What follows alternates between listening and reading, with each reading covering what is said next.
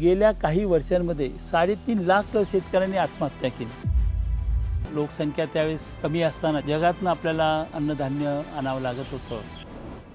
शेतीला लागणारी खतं असतील, कीटकनाशकं असतील, याची किमती आज सातत्याने वाढत चालली आहे। रासायनिक खतांचा वापर, अतिरिक्त पेस्टिसाइड ह्या सर्व गोष्टी सुद्धा टाळण्याचा प्रयत्न त्या ठिकाणी झाला पाहिजे। पोस्ट हार्वेस्टिंग ट्रीटमेंट म्हणतो त्या आपल्याकडे होताना दिसत नाही आहे। भारत एक कृषीप्रधान देश आहे असं आपण नेहमी सांगतो। एक वेळ होती की भारतामध्ये 70% लोक शेतीवर अवलंबून होते। शेतीची अवस्थाही खूप वाईट होती, पुरेसं अन्न आपल्याकडे नव्हतं। आपण लोकसंख्या त्यावेळेस कमी असताना 40 कोटीच्या आसपास असताना देखील सर्वांना अन्न पुरू शकत नव्हतो। जगातून आपल्याला अन्नधान्य आणावं लागत होतं। परंतु एक मोठी क्रांती येथील शेतकऱ्यांनी केली, इंदिरा गांधी यांच्या नेतृत्वाखाली झाली आणि त्यातून हरित क्रांती, धवल क्रांती याच्या माध्यमातून शेतीचं सगळं परिमाण त्या ठिकाणी बदलण्यामध्ये आपण यशस्वी झालो। आज भारत केवळ आपल्या वाढत्या 140 कोटीपर्यंतच्या लोकसंख्येला अन्न पुरवतो, एवढंच नाही तर बाहेर सुद्धा मोठ्या प्रमाणात निर्यात आपण करू शकतो, ही वस्तुस्थिती आहे। त्याचा अर्थ शेतीचे प्रश्न संपले का?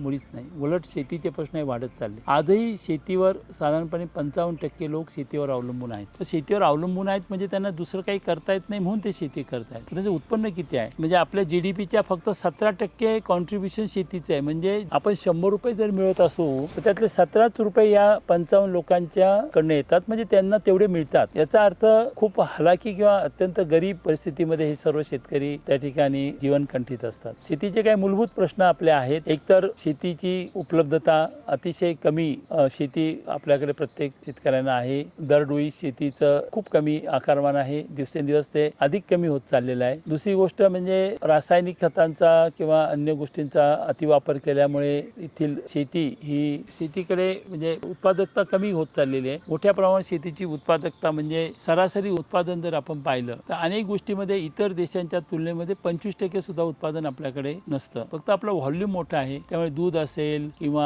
बाकीचे अन्य गहू असेल, हे जे काही अन्नधान्य आहेत याची उत्पादकता ही मोठ्या प्रमाणावर घटलेली आहे। शेतीचे इनपुट्स आहेत, शेतीला लागणारी खतं असतील, कीटकनाशकं असतील, याची किमती आज सातत्याने वाढत चाललेली आहे। दुसरीकडे शासनाचं होणारं दुर्लक्ष, एकीकडे कृषीप्रधान देश असं म्हणत असताना किंवा बळीराजा शेतकरी यांचा सातत्याने उल्लेख करत असताना शेतीकडे गुंतवणूक किती होते? शेतीकडे गुंतवणूक आता खूप कमी होत चाललेली आहे। 1970च्या दरम्यान ती 17% होती GDPच्या, आता ती अवघी 5%वर आपण आणलेली आहे। किंवा शेतीला होणारा कर्ज पुरवठा सुद्धा, म्हणजे शेतीची गुंतवणूक ही साधारण 6 लाख कोटी करणं गरजेचं असताना ती केवळ काही हजार कोटींमध्ये त्या ठिकाणी होताना दिसते। शेतकऱ्यांना उपलब्ध होणारं कर्ज हे सुद्धा दिवसेंदिवस खूप कमी होत चाललेलं आहे। एकूण जे काही कर्ज आपण देतो त्यापैकी फक्त 11% कर्ज हे शेतकऱ्यांना दिलं जात आहे। तर ही साधारणपणे प्रामुख्याने असलेल्या शेतीपुरच्या समस्या आहेत आणि म्हणून आपण बघतोय की गेल्या काही वर्षांमध्ये 3.5 लाख शेतकऱ्यांनी आत्महत्या केली। ही गोष्ट अत्यंत विदारक आहे, आपल्या सर्वांना लाजिरवाणी देखील आहे आणि म्हणून या सर्व शेतीच्या कडे वेगळ्या दृष्टिकोनातून लक्ष देणं गरजेचं आहे। एक तर शेतीवरची गुंतवणूक खूप वाढवली पाहिजे, शेतीला आवश्यक असलेलं इन्फ्रास्ट्रक्चर, त्या ठिकाणी असलेले गोडाऊन्स, त्या ठिकाणी असलेले कोल्ड स्टोरेजेस, ही जी काही आधुनिक गोष्टी आहेत त्या ठिकाणी मोठ्या प्रमाणात दिल्या पाहिजेत। शेतकऱ्यांना प्रशिक्षण आपल्याकडे त्या ठिकाणी दिलं पाहिजे। विद्यापीठांनी काही क्षेत्रात खूप चांगलं काम केलं, विशेषतः संकरित बियाणाच्या बाबतीमध्ये विद्यापीठांनी नवीन वाण शोधून मोठं काम विद्यापीठांनी केलंय। परंतु आता त्यांच्या ज्या एक्सटेन्शन ऍक्टिव्हिटीज आहेत त्या मोठ्या प्रमाणात गेल्या पाहिजेत, कारण असं लक्षात येतं की ज्या सोप्या गोष्टी आहेत, मूलभूत गोष्टी आहेत, त्याच्याही शेतकऱ्यांकडनं गोष्टी त्या होताना दिसत नाही। उदाहरणार्थ बीज प्रक्रिया असतील, अशा अनेक शेतीशी निगडीत ज्याला गुड प्रॅक्टिसेस इन ॲग्रिकल्चर आपण म्हणतो त्या ठिकाणी होताना दिसत नाही। सिंचनाच्या बाबतीत देखील सिंचनच्या ज्या आधुनिक पद्धती आहेत त्या ठिकाणी त्याचा वापर खूप कमी होतो। ऊसासारख्या पिकामध्ये ठिबक सिंचनाचं जर प्रमाण पाहिलं तर 10% सुद्धा नाहीये, जे अत्यंत गरजेचं आहे। ते केवळ पाणी वाचवण्यासाठीच नव्हे तर शेतीची उत्पादकता वाढवण्यासाठी सुद्धा अत्यंत मोलाचं आहे, ज्याला आपण वापसा म्हणतो। ते वापसा त्यामुळे तिथे मेंटेन केला जातो। त्याचबरोबर कंपोस्टिंग खताच्या बाबतीमध्ये खरं म्हणजे शेतकऱ्यांनी 90% तरी स्वयंपूर्ण झालं पाहिजे। त्यामध्ये कंपोस्टिंग खत असेल, त्याच्यामध्ये वर्मिकल्चर असेल, त्याच्यामध्ये बॅक्टेरियल खतं असतील, हे शेतकरी स्वतः निर्माण करू शकतो। त्यासाठी शासनाच्या योजनाही आहेत, शेतकऱ्यांनी त्याचा लाभ घेतला पाहिजे आणि शासनाने ह्या योजनांचं म्हणजे बऱ्याच वेळेस काय होतं की योजना असतात परंतु तालुक्यामध्ये तालुका ही घटक धरलं तर लाभधारक किती असतात? लाभधारक खूप कमी असतात, तर याच्यावरचं नियंत्रण काढून टाकलं पाहिजे. ज्या शेतकऱ्याला त्या योजना करायच्या त्या सर्वांनाच त्या योजना तिथे उपलब्ध झाल्या पाहिजे. जय हिंद लोक चळवळ कृषी विभागामध्ये खूप काम करू इच्छिते, कारण तिथली वाढत चाललेली बेरोजगारी, आर्थिक विषमता याच्यावर शेती हा एक खूप उत्तम उपाय या ठिकाणी होऊ शकतो. आज अशी स्थिती आहे, आपण जर सर्व शासन आणि सर्वांनी जर प्रामाणिकपणाने प्रयत्न केले तर आज जगाला आपण चांगल्या पद्धतीने अन्न पुरवठा करून किंवा दूध असेल किंवा मांस असेल या सर्वांचा चांगला पुरवठा करून आपण एक मोठं कॉन्ट्रीब्युशन आपली अर्थव्यवस्था सुद्धा भक्कम करू शकतो. तर त्या दृष्टिकोनातून शेतकऱ्यांना प्रशिक्षित करणं, तरुण शेतकऱ्यांना एकत्रित करणं, त्यांना गट शेती म्हणजे काही सर्वांनी एकत्रितपणाने काही लोकांनी समविचारी लोकांनी येऊन त्या माध्यमातून गट शेती करणं, हे ह्या गोष्टी ज्या आहेत त्या कागदावर न राहता प्रत्यक्षात उतरणं खूप गरजेचं आहे. आणि मी मगाशी म्हटल्याप्रमाणे शेतीमधल्या गुड प्रॅक्टिसेस इन ॲग्रिकल्चर त्याही वाढवल्या पाहिजे. यवतमाळ जिल्ह्याचे जे कृषी अधिकारी आहेत, जिल्हा कृषी अधिकारी, त्यांना मी भेटलो. त्यांनी खूप चांगल्या रीतीने सांगितलं की सोयाबीन आहे, तर मी बघतो अनेक शेतकऱ्यांना मी विचारतो सोयाबीनची उत्पादकता किती आहे, तर ते साधारण सांगतात की 10 आहे, 15 आहे. परंतु अत्यंत साध्या गोष्टी जरी केल्या, बीज प्रक्रियेसारख्या किंवा अन्य गोष्टी जरी केल्या तरी तीच उत्पादकता ही दीडपट होऊ शकते.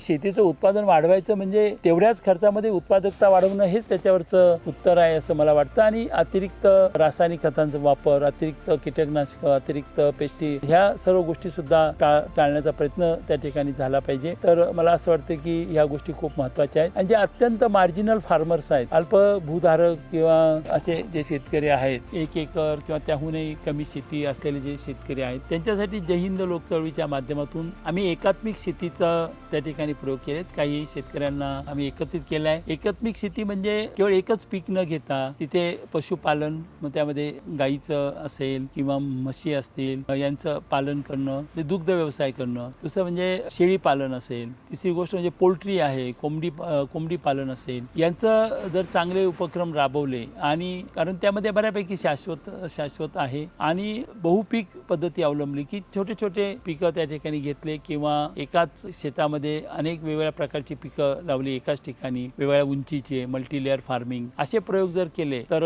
मला असं वाटतं आणि की शेतीमध्ये एका म्हणजे मार्जिनल फार्मरला त्या ठिकाणी शाश्वत उत्पादन, शाश्वत उत्पन्न हे दरवर्षाला कसं मिळेल असा प्रयत्न त्या ठिकाणी करतोय. तर मला असं वाटतं की कृषी क्षेत्रात सुद्धा एक तरुण शेतकऱ्यांना एकत्रित येऊन, युवा शेतकऱ्यांनी एकत्रित येऊन एक चांगल्या पद्धतीने एक मोठी चळवळ उभी करणं हे गरजेचं आहे. तिसरी गोष्ट महत्त्वाची म्हणजे शेतकऱ्यांना उत्पादित केलेल्या मालाला, ज्याला आपण पोस्ट हार्वेस्टिंग ट्रीटमेंट म्हणतो, त्या आपल्याकडे होताना दिसत नाही आहे. मग तिथे कोल्ड स्टोरेजचं आपण सांगितलं किंवा त्यांना व्यवस्थितपणाने साठवणूक करणं, त्याचं ग्रेडिंग करणं, त्याचं पॅकेजिंग करणं, त्याला चांगल्या पद्धतीचं मार्केट उपलब्ध करून देणं. खरं तर शेतकरी ते ग्राहक अशी थेट सुविधा उत्पन्न करून देण्याचाही आम्ही जय हिंद तर्फे अनेक वेळेस प्रयत्न केला आहे. त्याबाबतही प्रयत्न करता येतील. शिवाय शेतीमालावर छोट्या छोट्या प्रक्रिया ह्या शेतकऱ्यांनीच जर केल्या, तर उदाहरणार्थ त्याचं ग्रेडिंग करून, त्याचं पॅकिंग करून त्या गोष्टी जर विकल्या तर मला असं वाटतं की त्यामध्ये सुद्धा मोठ्या प्रमाणावर त्याच्यामध्ये व्हॅल्यू ॲडिशन होऊ शकतं. तर अशा विविध उपक्रमांना तेथील